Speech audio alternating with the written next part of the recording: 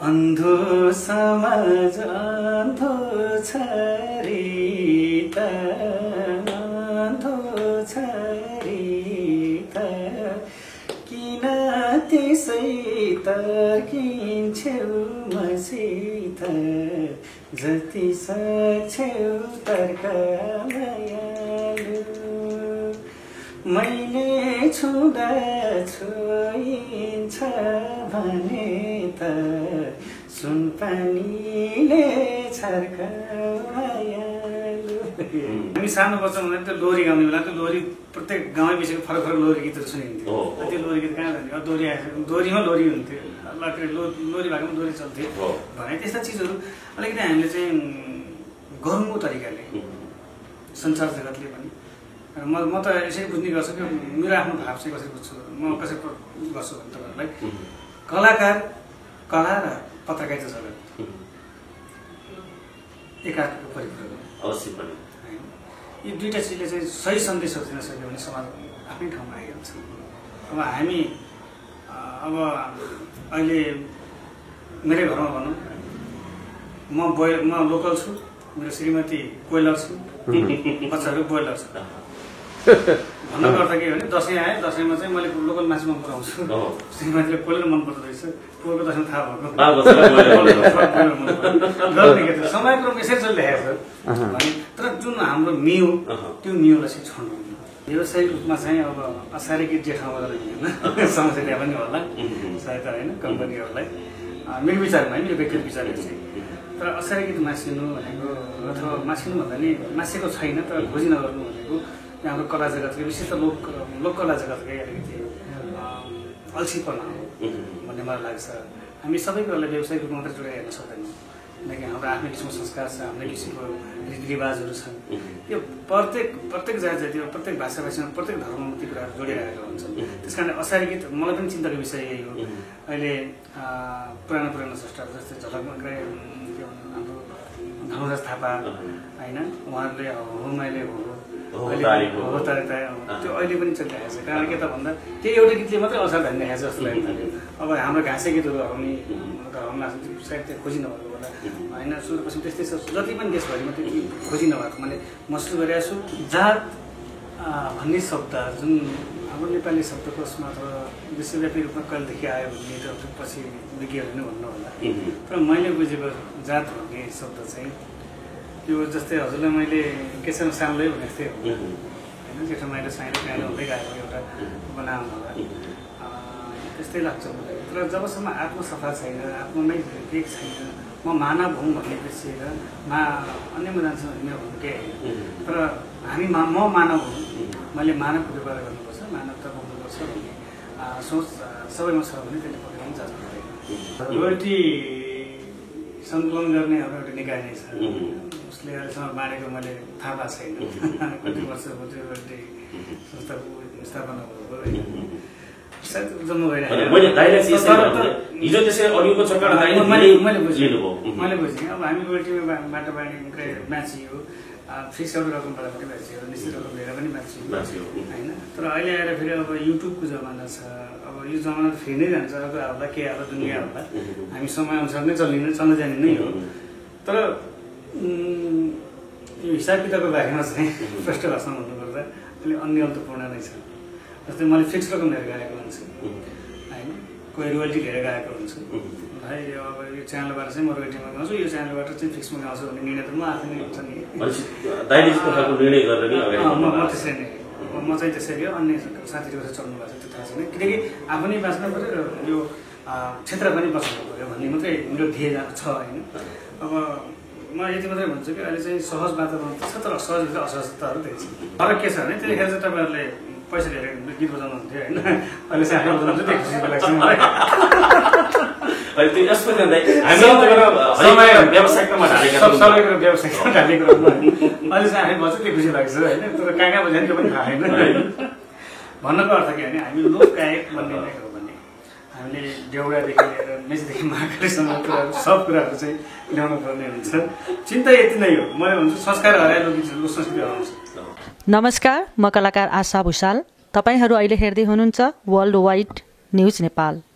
यस च्यानललाई like, comment, subscribe, share गर्न नबिर्सनुहोला। मैले त सब्सक्राइब गरिसकेँ, अब पालो तपाईको। नमस्कार, न्युज हाउस नेपाल, संयुक्त सर्भर र ओलवाइड टिभीमा यहाँहरूलाई स्वागत छ। म चन्द्रमणि गौतम। नेपालीहरूको महान चाड, अझ भन्नुपर्दा महिलाहरूको महान चाड हरितालिका तीज नजिकै छ। यो परिवेशमा स्टुडियोमा गीत गाउने कलाकारहरूको भिड पनि अहिले बढ्दो छ। कोभिड-19 को यो हामी चाहिँ एउटा यातना सँगसँगै चरम यो गाह्रो अवस्थाबाट चाहिँ गुज्रिँदै गर्दा अब अहिले केही हदसम्म अलिकति खुकुलो हुँदै राम्रो बन्दै गएको परिवेशमा हामी छौं र आज हामीसँग नेपाली लोकदोहोरी क्षेत्रका चर्चित कलाकार, हामी त हिजोको दिनदेखि नै दोहोरी सम्राट भनेर चिन्दै आएका छौं। आज हामीसँग राजु परियार हुनुहुन्छ। दाइ, यहाँलाई स्वागत छ। सबैभन्दा पहिला त दाइलाई शुभकामना। यो अर्थमा शुभकामना कि भर्खरै असार 15 सकिएको छ। असार 15 मै यहाँ जन्मिनु भएको हो। यहाँलाई सबैभन्दा पहिला हामी सम्पूर्णको तर्फबाट शुभकामना छ र सँगसँगै स्वागत पनि छ। दाइ, अब अलिकति प्रसङ्ग अब जोडिहालौँ। हामीले सुरुवातमै भनिसकेका छौँ नारीहरूको महान चाड हरितालिका तीज आउँदैछ र तीज आइरहँदा यसलाई नै लक्षित गरी कलाकार साथीहरूले गीत संगीतहरू बजारमा प्रस्तुत गर्नुहुन्छ। यो अलिकति तीजको सन्दर्भ जोडिदिनुहोस् न थोरै। तीज हिन्दू नारीहरूको विशेषता महान चाड भनिन्छ तीजलाई। र मैले बुझेअनुसारको तीज चाहिँ पहिला 2 दिन तीज थियो। मैले 3-4 महिना तीज हुन थालिसकेँ। कता कता आफैमा नमिल्दो हो कि जस्तो लाग्न थाल्यो। चेलीबेटीलाई सम्झिनु दैनिक रूपमै सम्झिन्छ होइन, चेलीबेटीलाई तर विशेष चाडकै रूपमा चाहिँ तीज हुन्छ। तीज तिहारलाई विशेष मानिन्छ र तीजको सेलिब्रेसन हेर्दाखेरिमा चाहिँ तीजको दिन र पञ्चमीको दिन विशेष रहन्छ। त्यस कारणले त्यसरी नै सम्झिएको छु। जस्तै अब यो हाँसो रोदन एउटा माइती र चेली बीचको सम्बन्धको रूपमा नै हामी तीजलाई लिन्छौँ र दाइले एउटा लामो समय नेपाली लोकदोहोरीको क्षेत्रमा व्यतीत गर्नु भएको छ र हिजो ती दिनहरूमा गाइने तीजका गीत र आज आइरहँदा यो वर्तमान अवस्थामा आइरहँदा गाइने तीजका गीतहरू अलिकति फरक हुँदै गएका हुन् कि भन्ने पनि छ। यसलाई चाहिँ दाइले कसरी बुझ्नु? अवश्य भाइ, रस चाहिँ त्यो तीजको लयभित्री त्यो पुरानैमा छ तर कथावस्तु चाहिँ पुरानो पाइँदैन। सायद यो समाज परिवर्तनशील भएर नै होला। पहिला मैले सुनेअनुसार के थियो भने हाम्रो आमाहरूले, दिदीहरूले, फुपूहरूले कोदो रोप्ने बेलामा तीजको गीत गुनगुनाउनु, लय बनाउनु हुन्थ्यो र तीजमा चाहिँ माइत कतिखेर गइन्छ र यो भाका गएर यही भाकामा गाउने भन्ने सल्लाह हुन्थ्यो अरे। कोदो रोप्ने बेला बनाएको भाका तीजमा गएर माइतमा गएर आमासँग दुखी सुख पनि गुनासो पुग्ने हुन्थ्यो अरे भन्ने सुनिन्छ। तर अहिले चाहिँ व्यावसायिक रूपमा चाहिँ तीजको भाकाहरू आइरहँदाखेरिमा खासै त्यो भाकाहरूमा केही फरक त पाइन्न। अलिअलि पुरानै गीतहरूलाई चाहिँ लिएर समेटेर आएको देखिन्छ। त्यस कारणले तीज भयो, देउसिरी भयो, यताउता चाहिँ विशेष यो सांस्कृतिक गीतहरू चाहिँ लगभग भाका त्यति परिमार्जित चाहिँ हुँदैन। अब यो हामी त्यसकै कुरा गरिरहँदा यो हामी असारकै परिवेशमा छौँ तर अन्य सांस्कृतिक महत्त्व बोकेका चाडबाडका गीत सङ्गीतहरू धेरै आउँछन् तर हामी नेपाली, हामी कृषि पेसामा निर्भर छौँ। तर असारे भाकाहरू जुन घाँसे गीतहरूको रूपमा हामी चिन्छौँ, यी गीतहरूमा चाहिँ किन अलिकति कम हो कि हिजोको दिनमा दाइ? कम भन्दा नि व्यावसायिक रूपमा चाहिँ अब असारे गीत जे ठाउँमा जाँदैन समस्या पनि होला सायद होइन कम्पनीहरूलाई, मेरो विचारमा है, मेरो व्यक्तिगत विचारहरू चाहिँ। तर असारे गीत मासिनु भनेको अथवा मासिनु भन्दा नि मासेको छैन तर खोजी नगर्नु भनेको हाम्रो कला जगतकै विशेष त लोक कला जगतकै अलिकति अल्छीपना हो भन्ने मलाई लाग्छ। हामी सबै कुरालाई व्यावसायिक रूपमा मात्रै जोडेर हेर्न सक्दैनौँ किनकि हाम्रो आफ्नै किसिमको संस्कार छ, आफ्नै किसिमको रीतिरिवाजहरू छन्। यो प्रत्येक जात जाति प्रत्येक भाषाभाषीमा प्रत्येक धर्ममा ती कुराहरू जोडेर आएका हुन्छन्। त्यस कारण असारे गीत मलाई पनि चिन्ताको विषय यही हो। अहिले पुरानो स्रष्टाहरू जस्तै झलक हाम्रो धर्मराज थापा होइन, उहाँहरूले हुमाइले हो त्यो अहिले पनि चलिरहेको छ। कारण के त भन्दा त्यही एउटा गीतले मात्रै असार धान्ने खाएको जस्तो लाग्यो। अब हाम्रो घाँसे गीतहरू हराउने सायद त्यो खोजी नभएको होला होइन। सुदूरपश्चिम त्यस्तै छ, जति पनि देशभरिमा त्यो खोजी नभएको मैले महसुस गरिरहेको छु। आशा गरौँ यो असार नहोला, अर्को असार चाहिँ पक्कै सर्जकहरूको जाँगर चल्ला भन्ने चाहिँ एउटा विश्वास पनि लिउँ र हामी अनुरोध पनि उहाँलाई गर्न चाहन्छौँ। जति हामीलाई हेर्दै र सुन्दै हुनुहुन्छ, हामी नेपाली, हामी अलिकति मौलिकता र पहिचानसँग अलिकति नजिक छौँ। त्यसले गर्दा पनि लोक भन्ने बित्तिकै लोकगीत भन्ने बित्तिकै दोहोरी गीत भन्ने बित्तिकै हामी हाम्रो माटोलाई सम्झन्छौँ त्यो माटोको सुगन्ध दिने खालको चाहिँ हुनु पर्यो भन्ने कुरा चाहिँ हामीले बारम्बार आवाज पनि उठाउँदै आइरहेको परिवेश छ। आज हामी एक्सन स्टुडियो नेपालको यो स्टुडियोमा छौँ दाइ होइन, यहाँ दाइ पनि तीजकै गीत गाउने क्रममा यो सिलसिलामा आज यहाँ भेट भएको छ। दाइले यो वर्षको तीजमा चाहिँ कति गीतहरू गाउनु भयो यो पालि चाहिँ? हुन त यो अहिले कोभिड-19 को प्रकोप छ होइन, त्यही पनि यो बावजुद पनि दूरी कायम गर्दै गाउनुपर्ने अवस्था छ।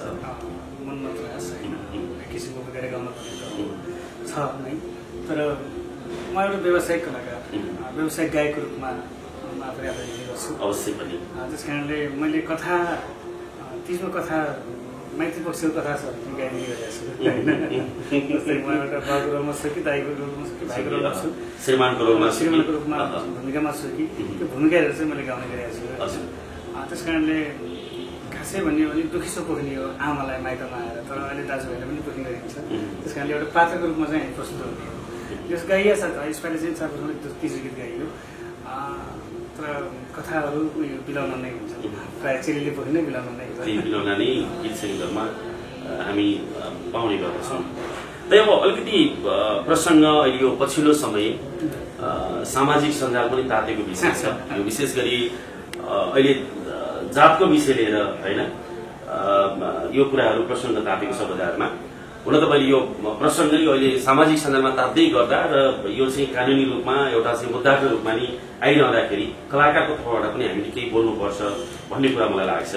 जस्तै दाइ राजु परियार हुनुहुन्छ, म चन्द्रमणि गौतम छु होइन। अलिकति प्रसङ्ग जस्तै यो आफ्नो थर बाहेक अन्य लेख्ने यो प्रसङ्ग छ नि दाइ, त्यसलाई चाहिँ दाइले कसरी हेर्नुहुन्छ? अलिकति यो पनि जानकारी दिनु।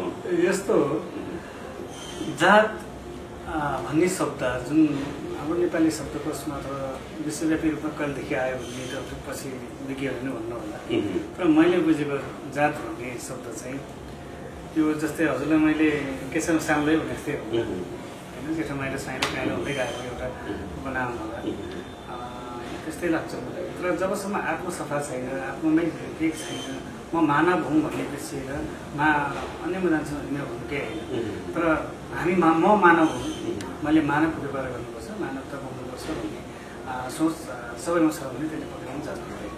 अलिकति हामी लोकदोहोरीमै रमाइरहेका छौँ होइन। अहिले पछिल्लो समय लाइभ दोहोरीका कुराहरू छन्, दाइले हिजोको दिनदेखि आजसम्म आउँदा धेरै पुस्तासँग गीत गाइसक्नु भएको छ होइन। यो लाइभ दोहोरीको विषयलाई चाहिँ दाइको के छ अलिकति आफ्नो? त्यो पात्रमै हुँ जसलाई छ होइन। अन्य भाइहरू पनि छन्, बहिनीहरू पनि छन्। समयको माग हो। अब धेरै झ्याउलो नहुने, सुटिङ गरेर नपर्ने, गायन पनि सुटिङ पनि एकैचोटि पात्रहरू प्रस्तुत हुने सजिलो माध्यम लाइभ दोहोरीको पनि छ। नवप्रतिभाहरूले पनि मौका पाउने, नयाँ भाइ बहिनीहरूलाई पनि एउटा ऊर्जा मिल्ने यो एउटा प्रोग्राम हो लाइभ दोहोरी। अब यो लाइभ दोहोरी यसका पक्ष राम्रा र नराम्रा पक्षहरू पनि छन्, अब यसलाई कसरी रूपमा ग्रहण गर्ने भन्ने कुरा पनि हो कि जस्तो पनि लाग्छ। तर पछिल्लो समय लाइभ दोहोरीमा अलिकति विकृतिहरू आयो भन्ने कुराहरू पनि छ दाइ होइन। जस्तै एकजना साना बालबालिकाहरूले गीत गाइरहनु भएको छ, ठुलाले पनि गाइरहनु भएको छ, त्यो एउटा समयको अन्तर र एउटा उमेरको अन्तर त छ नि होइन। यो उमेरको अन्तरलाई चाहिँ यो लाइभ दोहोरीमा प्रस्तुत गरिरहँदा यहाँले कसरी हेर्नु भएको छ? सायद त्यहाँ कथा चाहिँ नपर्ने देख्छु मैले। मलाई एउटा थिम चाहिँ लेख्नुपर्ने हुन्छ नि, बच्चासँग कसरी गाउने, म काका भन्ने कि बाउ भन्ने कि हजुरबाउ भन्ने होइन, बच्चालाई कसरी ऊर्जा दिने। म प्राय उसमा चाहिँ म हारे जस्तो गरेर नवप्रतिभालाई जितास्तो गर्नुपर्ने हुन्छ होइन। त्यस कारणले अब यो उमेर अनुसारको दोहोरी गाउनलाई मेरो उमेरमा को आउनु भएको छ त्यो उहाँसँग मेरो त्यसरी नै कथा गाइन्छ। बच्चाकै रोलमा हुनुहुन्छ, म आफ्नै रोलमा हुन्छु। तर अहिले दाइ जस्तै हजुरले यो भने चाहिँ यसरी अगाडि बढ्दिएको भए सायद यो पक्ष राम्रो हुने थियो होला, तर अहिले चाहिँ कस्तो भने व्यावसायिकताको रूपमा अगाडि बढ्दै गर्दा जस्तै यहाँ सानी बच्चीसँग नि माया र प्रेमका कुरा गर्दै जिस्किँदै गीत गाउँदै गरेको अवस्था हामीले धेरै पाइरहेका छौँ न। यो अहिले यस्तो छ, गीत मात्रै नभएर एउटा मेसेज पनि एउटा प्रसारण गर्ने एउटा भाव बोकेको भाव पनि हो। त्यस कारणले गीत गाउने बेलामा सानो बच्चासँग मायाप्रतिको कुरा गर्ने के सक्यो होला होइन। अब डान्स हेरेको आमाहरूसँग गाउँदाखेरि म त हजुरआमै भन्नु पर्ला होइन, पक्कै पनि त्यो छ। त्यस कारणले अब यसलाई चाहिँ गीत सङ्गीतकै लागि खोलिएका सङ्घ संस्थाहरू छन्,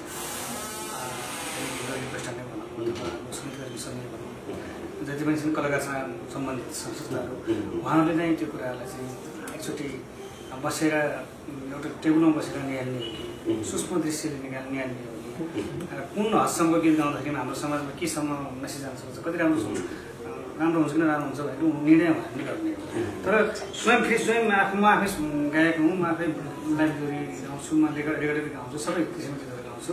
म आफैलाई नै सिन्सियर गर्नुपर्ने हुन्छ।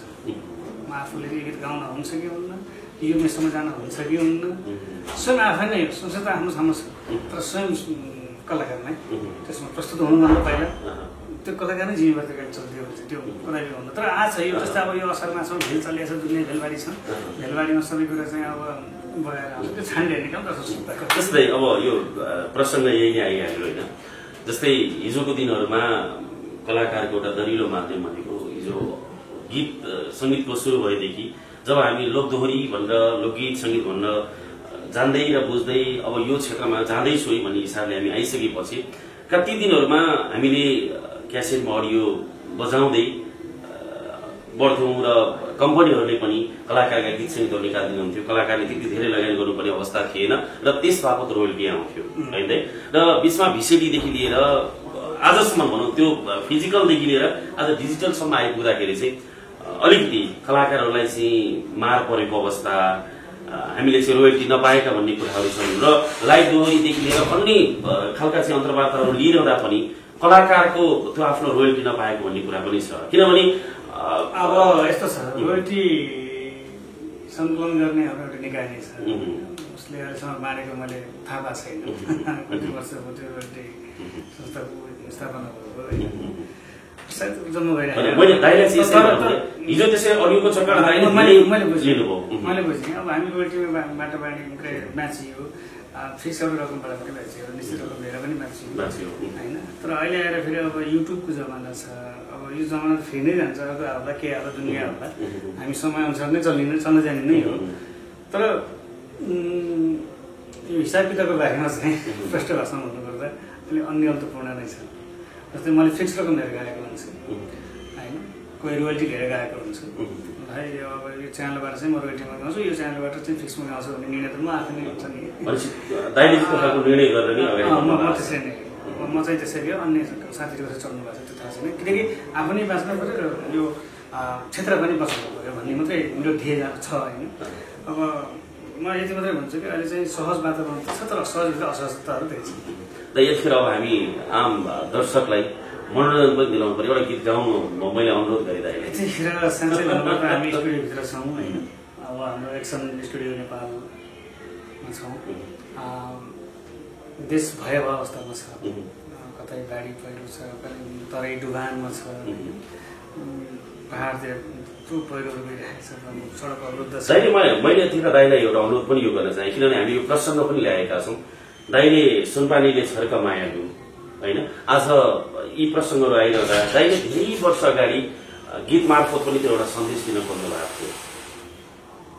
म दाइलाई त्यही गीत यतिखेर समय कालखण्डले जन्माएको गीतहरू थियो, एउटा कालखण्डमा जन्मेको गीतहरू थियो।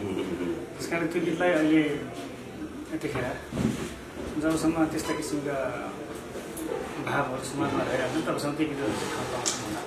र म एउटा मात्र भन्छु कि अब यो गीतलाई एकचोटि हाम्रो चाहन्छु, यो प्रेम कथामा आधारित छ, भन्नुहोला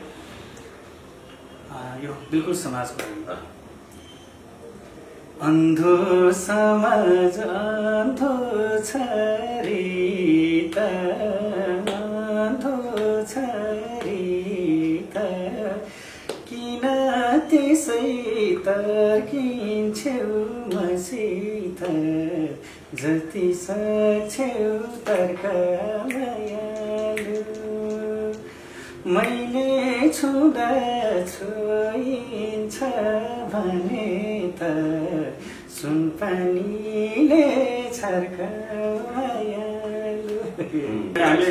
जस्तै मिडिया कर्मी साथीहरूले पनि अलिकति अझै अगाडि चल्नुपर्ने हुन्छ मैले देखेको चाहिँ हजुर जस्तै अब हाम्रो हराएका स्रष्टाहरू हराएका संस्कृति त्यो ध्यान नगएको मैले पाउँछु होइन जस्तै अब पुराना गीतहरू पुरानो जस्तै असारे गीतहरू कहाँ छन् त घाँसे गीत अन्य गीतहरू कहाँ छन् त तिजो गीत कहाँ छन् त देउडा कहाँ छन् टप्पा कहाँ छन् हातपारे कहाँ छन् होइन मैथिली भोजपुरी कहाँ छन् त्यो धेरै टाढा कुरा तर हामी सेरोफेरोमा जो जहाँ छौँ हामी मिडियाका साथीहरू त्यहीबाट पट्टिको चाहिँ ल्याउन सक्यो भने अवश्य पनि त्यो के हुन्छ भने त्यो हिरा हो कालाजी भन्छ कालाजाई भन्छ नत्र भने हामीले चाहिँ हामीले लय गाइरहेका छौँ लोक लय गाइरहेका छौँ साँच्चै भन्नु लोक लय गाएको छौँ वास्तविक लोकगीत गाउनै पाएको छ कहिले गाउँछ अहिले आम लोकगीत सङ्गीत प्रेमी प्रश्न छ कहिले गाउने त त्यो गाउँको ढिकी कुट्ने बेलामा ढिकीको आवाजमा टाइमिङ हुन्छ कि एक्ज्याक्टली त्यहाँ सङ्गीतको ताल छ पुरा गाउँदै ढिकी कुट्दै होइन त्यो पुरा टाइमिङसम्म कुटिरहेको अब हामी सानो बच्चा हुँदा त्यो लोरी गाउने बेला त्यो लोरी प्रत्येक गाउँ विषयको फरक फरक लोरी गीतहरू सुनिन्थ्यो त्यो लोरी गीत कहाँ जाने दोहोरी दोहोरीमा लोरी हुन्थ्यो लोरी भागमा लोरी चल्थ्यो भने त्यस्ता चिजहरू अलिकति हामीले चाहिँ गरौँको तरिकाले संसार जगतले पनि म त यसरी बुझ्ने गर्छु कि मेरो आफ्नो भाव चाहिँ कसरी बुझ्छु म कसरी गर्छु भने तपाईँहरूलाई कलाकार कला र पत्रकारिता जगत एकाको परिपूरक अवश्य पनि यी दुईटा चिजले चाहिँ सही सन्देशहरू दिन सक्यो भने समाज आफ्नै ठाउँमा आइहाल्छ अब हामी अब अहिले मेरै घरमा भनौँ म लोकल छु मेरो श्रीमती कोइलर छु बच्चाहरू बोइलर छ भन्नुपर्दा के भने दसैँ आयो दसैँमा चाहिँ मैले लोकल मासु मन पराउँछु श्रीमतीले कोइलर मन पर्दो रहेछ पोहोरको दसैँमा थाहा भएको समयको मेसेज चलिरहेको छ तर जुन हाम्रो मिउ त्यो मिउलाई चाहिँ छोड्नु मिउ भनेको हाम्रो लोक संस्कार लोक संस्कृति नै मेरो विचारमा चाहिँ त्यस्तो लाग्छ मान्छेलाई एउटा अगाडि बढाउने भनेको संस्कृति र संस्कार हामीले हाम्रो संस्कृति र संस्कार बिर्स्यौँ भने भोलिका पुस्ताहरूले हामीलाई चाहिँ सराप्ने छ जस्तै म अब तपाईँको मिडिया मार्फतै भनौँ अब हाम्रो काठ क्षेत्रको त्यो बेलाको गीतहरूमा दम त्यो शक्ति होइन पश्चिमको गीतहरूमा त्यो बेलामा प्रत्येक ठाउँमा अब यहाँ के भनिन्छ हामी लोकगायक त भन्छौँ लोकगायक भन्ने बित्तिकै म त काठी गायक हुँ भन्छन् म पश्चिमेली गायक हुन्छु गायक हुन्छु होइन अनि मलाई हाँसो लाग्छ लोकगायक कहिले भन्ने त लोकको गायक समाजको गायक हुनु पर्यो अलिकति भौगोलिक रूपमा क्षेत्रगत रूपमा चाहिँ म काठी म चाहिँ पश्चिमेली म मध्यपश्चिमको म पूर्वेली भन्नु भएन समग्रमा लोकगीत र सङ्गीतको चाहिँ एउटा पारिभाषिक बन्न सक्नु पर्यो त्यसको हिरो बन्न सक्नु पर्यो जस्तै मैले काठी गीत गाउँछु होइन काठी गीत किन गाउँछु त भन्दा म साँच्चै नगाडी भन्नु म काठ क्षेत्रको स्रष्टाहरूसँग धेरै नजिक छु होइन मैले सङ्घर्ष काठमाडौँ सङ्घर्ष यस्तो भयो अलिकति हामीले आजभन्दा 18-20 वर्ष अगाडि फर्क्यौँ भने ती दिनहरूको सम्झना हुन्छ र काठमाडौँमा एकताका हामीले रेडियोमा गीत बजाउँदा पनि राजदाई साक्षी नै हुनुहुन्छ यहाँ होइन हामी त्यो बेलामा काठ क्षेत्रका गीत सङ्गीतहरू बजाएर चाहिँ रेडियोमा आफ्ना प्रोग्रामहरूलाई चाहिँ त्यो बेलामा राम्रो बनाउन सक्थ्यौँ दाइहरू त्यही पेरिफेरीमा हुनुहुन्थ्यो दाइहरूले गीत सङ्गीतहरू गाइरहँदा काठ क्षेत्रकै प्रभाव थियो नि त फरक के छ भने त्यतिखेर चाहिँ तपाईँहरूले पैसा दिएर गीत बजाउनुहुन्थ्यो होइन अहिले चाहिँ हामी बजाउनु चाहिँ खुसी लाग्छ मलाई त्यो यस्तो जाँदै व्यवसायिकमा ढालेका सबै कुरो व्यवसायिकमा ढालेको अहिले चाहिँ हामी बज्छ त्यो खुसी लाग्छ होइन तर कहाँ कहाँ बजायो त्यो पनि थाहा होइन भन्नको अर्थ के भने हामी लोकगायक बन्ने नै हो भने हामीले देउडादेखि लिएर मेचीदेखि महाकालीसम्म कुराहरू सब कुराहरू चाहिँ ल्याउनु पर्ने हुन्छ चिन्ता यति नै हो मैले भन्छु संस्कार हराएर लोकगीत संस्कृति हराउँछ हस् एकदम आइदिनु भयो आज हामीलाई समय दिइदिनु भयो आम दर्शकसँग सँगै रहेर चाहिँ यो धेरै वर्षपछिको हाम्रो पनि एउटा भलाकुसारी यसरी गर्न पाइयो तीजदेखि लिएर हामी सबै समग्र सबै रूपमा चाहिँ आज अलिकति कुराकानी गर्न पाइयो जस्तो लाग्यो धेरै दिनपछि दाइसँग भेट्ने एउटा रमाइलो एउटा वातावरण सुरुवाती दिनदेखि नै सँगसँगै छौँ तपाईँहरूसँग हामी एकदमै त्यो दिन तपाईँ हाम्रो माया भनेको अलग्गै माया छ पैसा लिने भए पनि होइन दाइसँग कहिले पैसा लिएको छैन है